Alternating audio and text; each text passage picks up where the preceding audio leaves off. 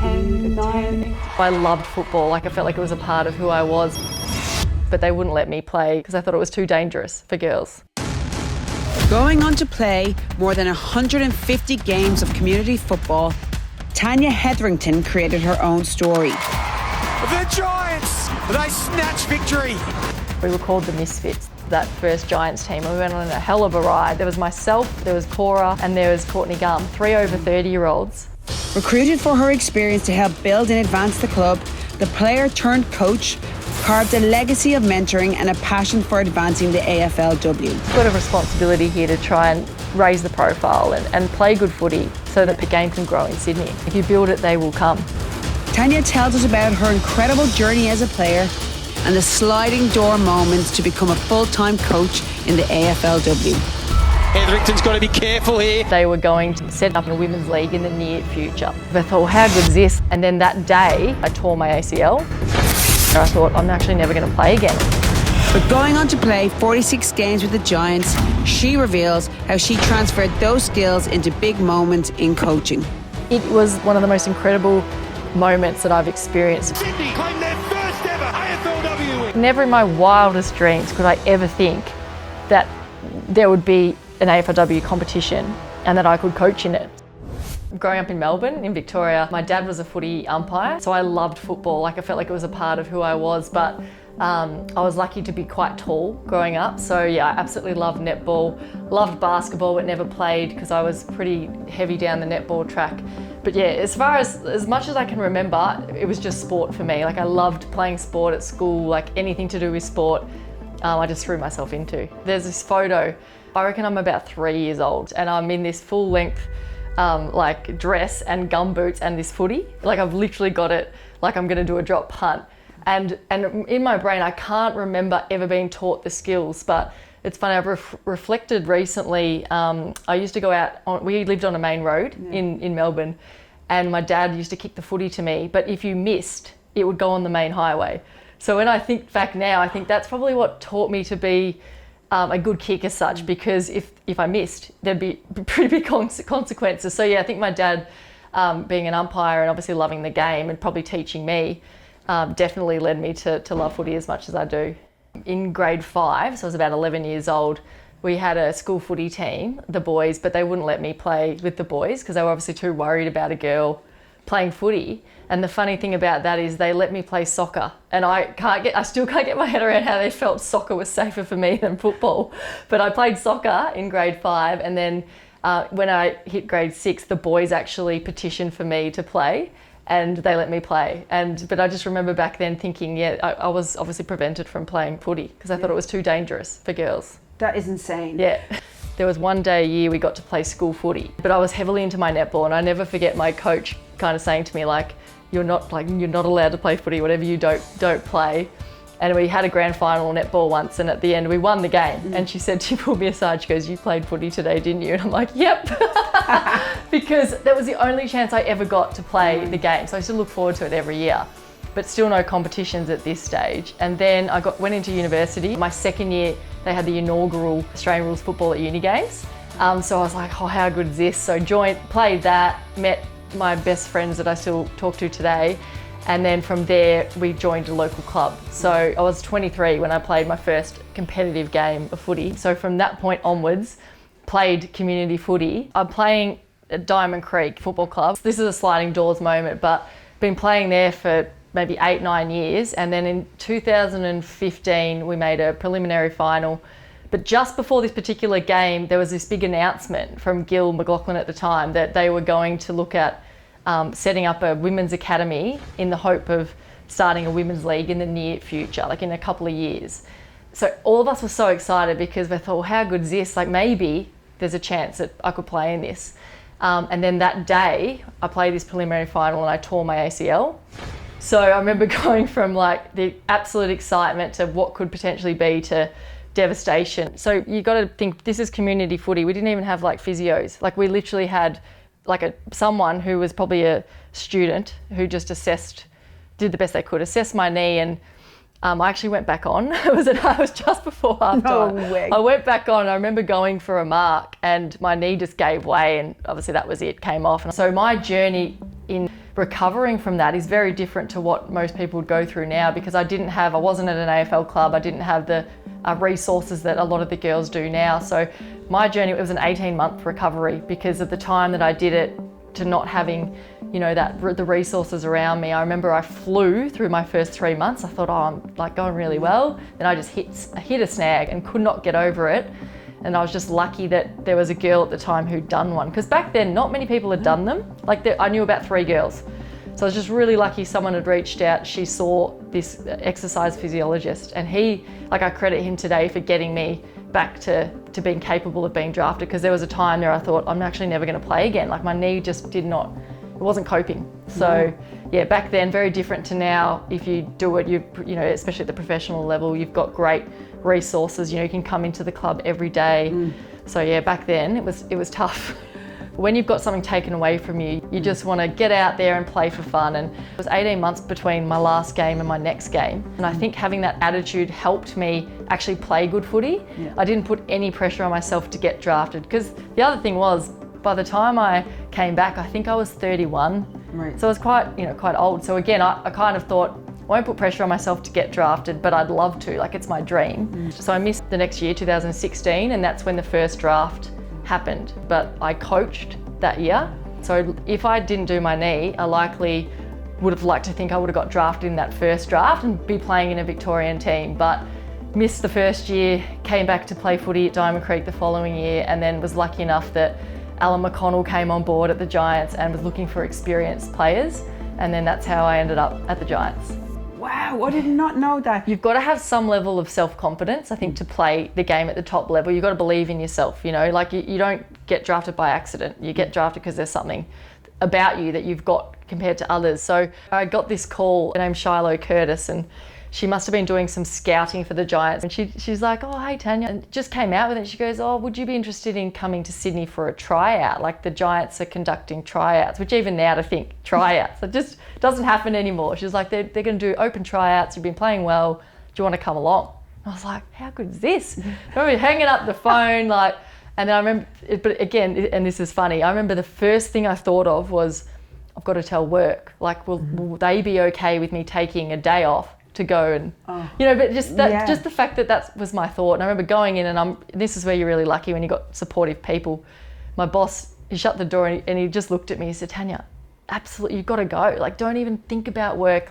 Go for it. Wow. So yeah, that's how it ended up. I ended up getting drafted. So I went to this tryout, and then I never forget, Alan said, let's say there's 50 of us there, and he said, we've got 7 spots up for grabs. So the likelihood that anyone here is going to get drafted is quite slim if you think of the numbers. But if we'll give you a call if you're in there. So left that. I thought I did all right, but just left it, went back to work. And then, he happened to call me a couple of weeks later and said, oh, we'd like to do a medical. And then I thought, oh, here we go again. This actually could be a reality. Wow. And then, was lucky enough that he met with me and told me they were going to take me. No way. What was that feeling like? Can you remember? I never forget it, because it was the Giants at the time in the prelim final, the men's, against Richmond, and they were playing in Melbourne. So he asked me to come and meet him. He was going to be at the Pullman. So yeah, still every time I drive past this hotel, I never forget it. And again, I met him, but I still didn't necessarily think oh yeah, he's going to tell me that. I just thought he wants to catch up again, and we met. And then he introduced me to Dave Matthews and a few others. I thought, oh, this is a good sign. You probably wouldn't be doing that.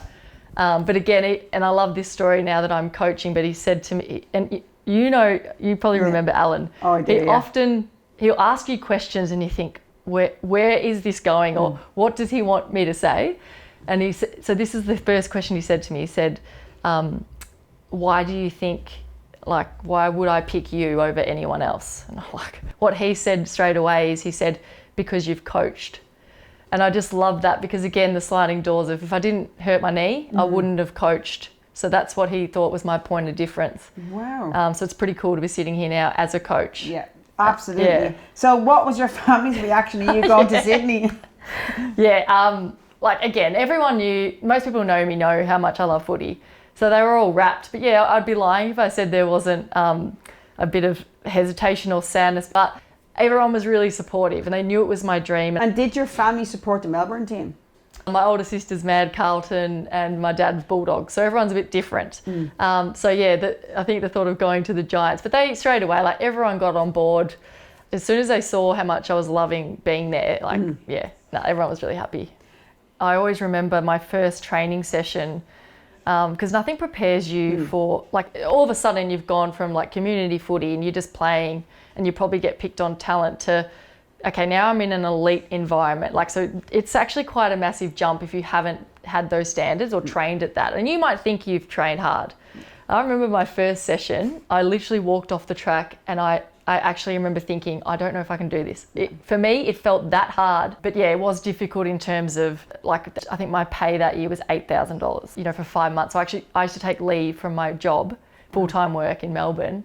So like when you think of it like that, you actually, like, I would have been 10 to 15 grand down from that experience. Wow. But like I always say, especially now, we just did it because we love the game. You know what I mean? It wasn't about money. But when you think about that, like, we're paying rent. So I reckon all my pay actually went to rent in that first year. And again, some of my fondest memories are actually of my first season at the Giants. We were called the Misfits. Like, Alan called us that, and it just stuck. And I think, like, I've probably never been a part of a team like that where you have so many different people from all different walks of life and you just gel and bond. So that's one of my fondest memories of that first Giants team. We went on a hell of a ride to almost, make the grand final, as you know. So yeah, I just remember feeling really proud, because at that stage too, and I'm still quite cognizant of the fact now that Sydney, as being a Victorian, where footy, it's mad. Like, your footy, if you don't support a team in Victoria, it's like, what's wrong with you? Yeah. To coming to Sydney, and no one has at that stage, no one really had any idea about footy, or no one talks to you about it, as in, like, if you meet people in a cafe, it was completely the opposite to what I'm used to. Yeah. So I think being a part of a team like the Giants, it just automatically, you thought of yourself as like, okay, we've got a responsibility here to try and raise the profile and play good footy so that people want to watch and that, the game can grow in Sydney. Yeah, and you did that actually really, really well. The Giants, they snatch victory. And again, like, I always think credit to Alan. He did a lot of things that not many other people would have done. Like, drafting, there was myself, there was Cora, and there was Courtney Gum, 3 over 30-year-olds. Do you know what I mean? 3, like, all interstate, international. Yeah. Just took a chance and did something different, and it paid off. So it's Hetherington, one of the experienced players that Alan McConnell brought in this year. Like, the 3 years were just absolutely on fire that season. Like, I remember, was it experience? But you, Cora especially, got on so well. Yeah. I think I always thought that you were such good leaders. Being, a bit older and having experiences, but yeah, just all of us having, journeys that are similar but different, and wanting to help I think I used to say this, used to get a bit impatient sometimes with the young girls that come in and probably think they've got time. When you're older, you don't live like that. Time is not your friend. You never know when it's gonna, your career is gonna end. So I think we all had that in common, that we wanted to bring the group up. Like, don't wait. Don't, be impatient. Yeah. That's something that we all, I think, had in common. When you have a team that want to work really hard, have a good culture, and come together. Like, the team had finished, I think, dead last year before with 1 win. So people just probably automatically thought we were going to be easy beats. And then to turn it around in such a short amount of time, because back then we probably only had a 7 to 8 week pre-season, which isn't a lot. And then we're playing games, but I think a lot of people just initially wrote you off because you're not from a traditional football state. Hetherington, maybe it might be her last game. The 37-year-old, originally from Diamond Creek. She's playing her 46th AFLW game today. Like, we'd all love to play forever. Like, I'd love to play until I'm old and grey, but you kind of know, when your time's up, in a sense. I just want to let you all know that today will be my last game in the orange and charcoal. It's been an absolute honour and privilege to wear the jumper for 46 games. And to get to that stage, and I could probably have played another year, like, in your head, but making the leap into coach, because I knew I wanted to coach, right? I knew I wanted to coach. So when I finished playing the AFL, we're putting some funding into female coaching. So I went back to Melbourne and I was really lucky to work under Tarkin Lockyer. So he's a former Collingwood player, which again, Collingwood, I was like, this is amazing. But I pretty much shadowed him through all the different academies that exist in the game of football across the nation. And it was like I call it like a 5-month professional development. Just incredible to see how he coaches, but he was pretty much just, his job was to develop me. So Scott Gowans, who's the Swans head coach, he actually coached me at Diamond Creek. And I happened, again with sliding doors, I actually happened to run into him at an airport back at the end of 2023 when I retired. And he said, oh, what are you up to? I said, oh, I'm actually trying to work out what I'm going to do, but I'm going to coach. And he goes, oh, we've actually got a position coming up. I think you should interview. So obviously told him, so I'm going to take this AFL role, did that. And then they rang me in April and said, oh, just letting you know, we'd still love you to be a part of our program. Wow. And through that 5 months, as much as I loved what I was doing in Melbourne, the itch to be a part of AFLW was there. And because I'd already interviewed, they actually offered me this full-time job that I'm currently in, and it was too good to pass up. It's like my dream job, if I'm being completely honest, to coach full-time as a female and in the game that I love. Like it's absolutely like a dream come true. And does it help that you've played? I actually look at it as a huge benefit. So having played the game, whether it's my own emotions or my teammates, the locker room, whatever it might be, I feel like you can relate, and I feel like that's something that the players really appreciate, is sometimes they just want to feel like you understand them. And again, I'm really big on simplicity. The simpler you can make a message or a focus, because the brain is trained to forget. So that's one thing I learned. Is that true? Because I'm going to tell my girlfriend that. It is actually true. It's true. There's been studies. Wow. It's really good now. And I say, because we often do say, oh, hey, who remembers that clip I showed on Wednesday? And if the room's silent, and coaches are like, oh, fuck, they're not listening to me. You know, that's complete BS. Yeah. It's not that they didn't listen to you. It's very hard, which is why when you coach, you got to think about your planning and your repetition of drills and stuff, because it is very hard to remember.